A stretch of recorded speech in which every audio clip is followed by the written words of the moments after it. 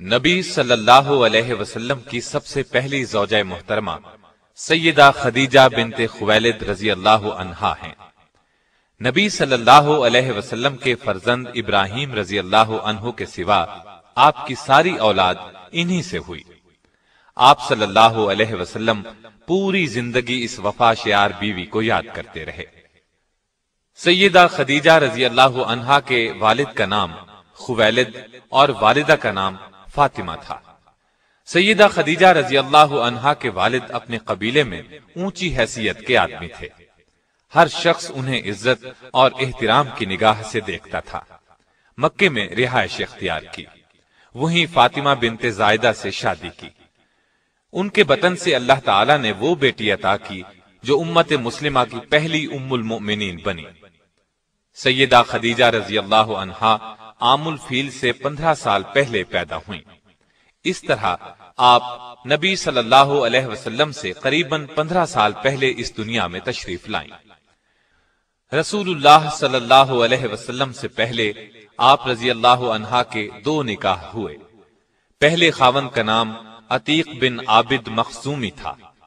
ان سے آپ کے ہاں ایک بچی ہند پیدا ہوئی۔ دوسرا نکاح ابو حالہ ہند بن نباش سے ہوا۔ ان سے آپ کے ہاں 2 بچے ہند اور حالہ پیدا ہوئے۔ بعض مورخین نے لکھا ہے کہ پہلا نکاح ابو حالہ سے ہوا تھا۔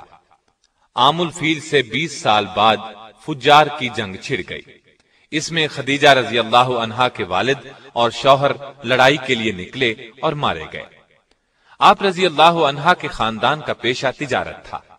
باپ اور شوہر کی موت کی وجہ سے تجارت کا بوجھ آپ پر آ پڑا، لیکن عرب معاشرے میں عورت کے لیے تجارت کا پیشہ بہت مشکل کام تھا۔ چنانچہ سیدہ خدیجہ اپنے رشتہ داروں کے ذریعے سے یہ کام لیتی تھی۔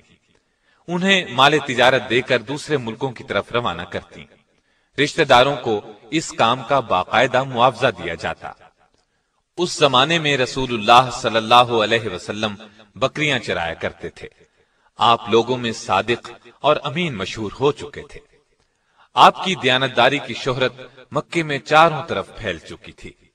یہ شہرت سیدہ خدیجہ رضی اللہ عنہا کو بھی پہنچی تو انہوں نے پیغام بھیجا کہ آپ میرا سامان تجارت لے کر جائیں۔ جو معاوضہ میں دوسروں کو دیتی ہوں اس سے 2 گنا دوں گی۔ رسول اللہ صلی اللہ علیہ وسلم نے پیشکش کو قبول فرما لیا۔ آپ کا یہ سفر تجارت انتہائی کامیاب رہا۔ چنانچہ تجارت کے اس سفر کے 2 ماہ 25 دن بعد خود سیدہ خدیجہ رضی اللہ عنہا نے نکاح کا پیغام بھجوایا۔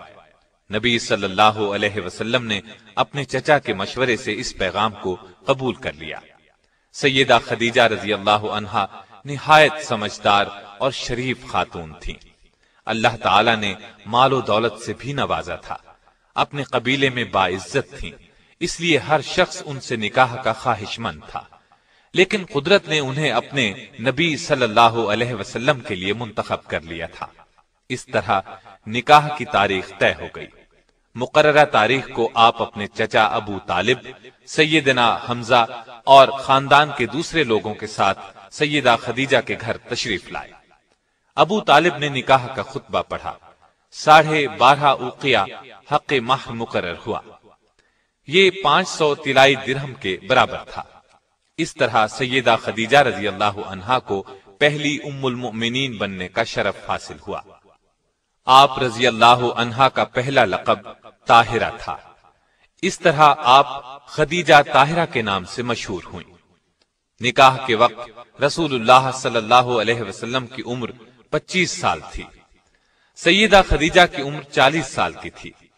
نکاح کے بعد سرداران قریش اور دیگر لوگوں نے مبارکباد دی۔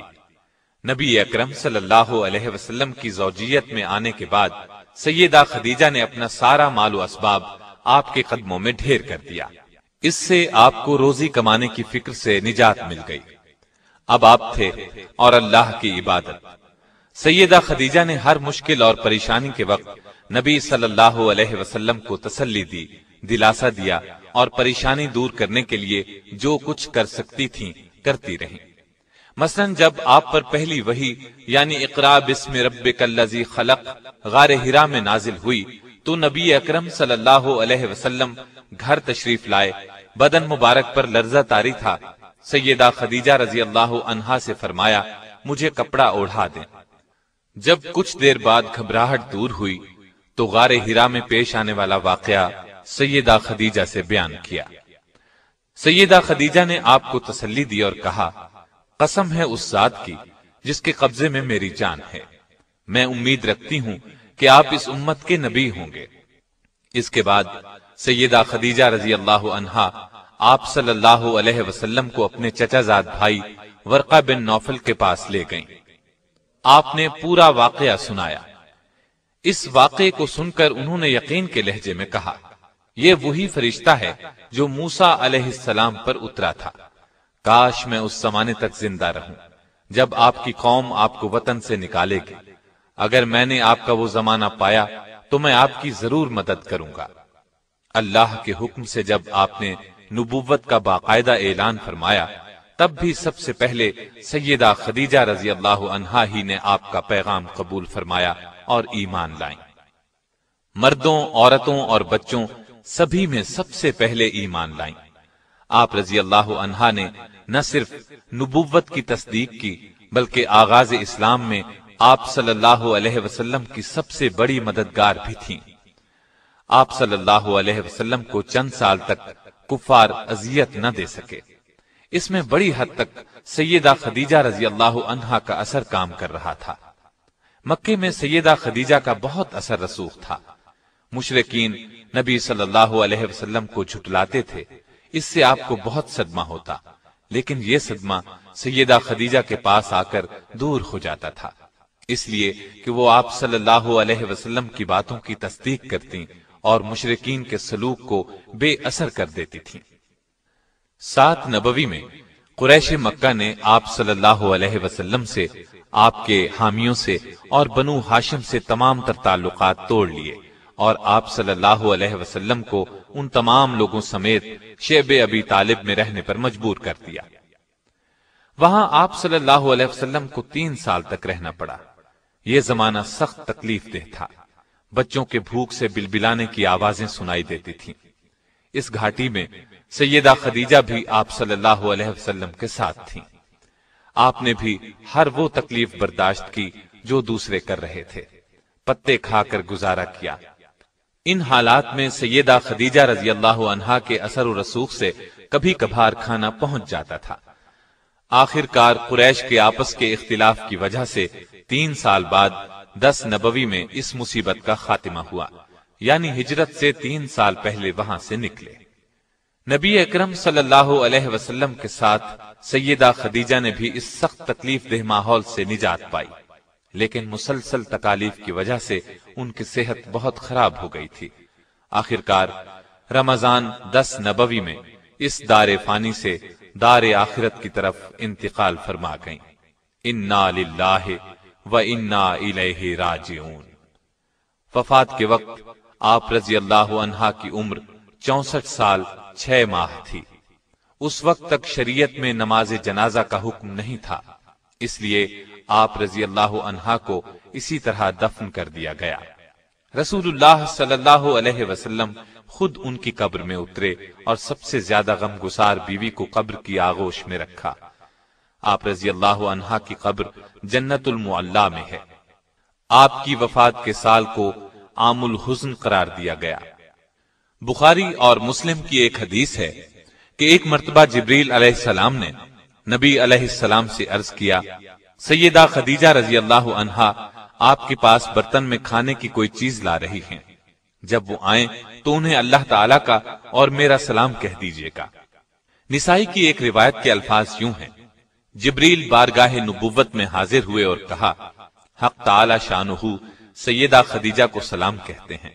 سیدہ نے یہ سن کر فرمایا کہ حق تعالی خود سلام یعنی سراپا سلامتی ہے، اور جبریل پر بھی سلامتی ہو، اور آپ صلی اللہ علیہ وسلم پر بھی سلام اور اللہ کی رحمت ہو۔ سیدہ خدیجہ کی ایک اور بڑی فضیلت یہ ہے کہ ان کی زندگی میں رسول اللہ نے کوئی دوسری شادی نہیں کی۔ معلوم ہوا آپ ان سے بہت محبت کرتے تھے۔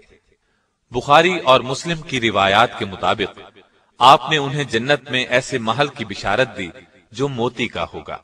بلکہ مسند احمد میں روایت ہے کہ رسول اللہ صلی اللہ علیہ وسلم نے فرمایا، مجھے حکم دیا گیا ہے کہ میں خدیجہ کو جنت میں ایک ایسے محل کی بشارت دوں جو موتیوں سے بنا ہوا ہوگا، جس میں شور و غل اور محنت و مشقت نہیں ہوگی۔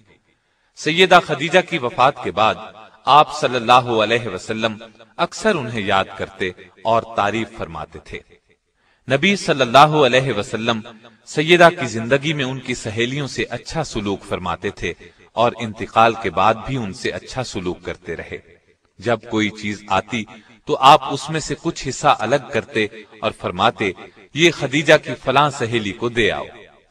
نسائی اور مسند احمد کی روایت کے الفاظ یہ ہیں کہ نبی صلی اللہ علیہ وسلم نے فرمایا، جنت کی عورتوں میں سب سے افضل یہ 4 عورتیں ہیں: خدیجہ بنت خویلد، فاطمہ بنت محمد، مریم بنت عمران اور آسیہ جو فرعون کی بیوی تھی۔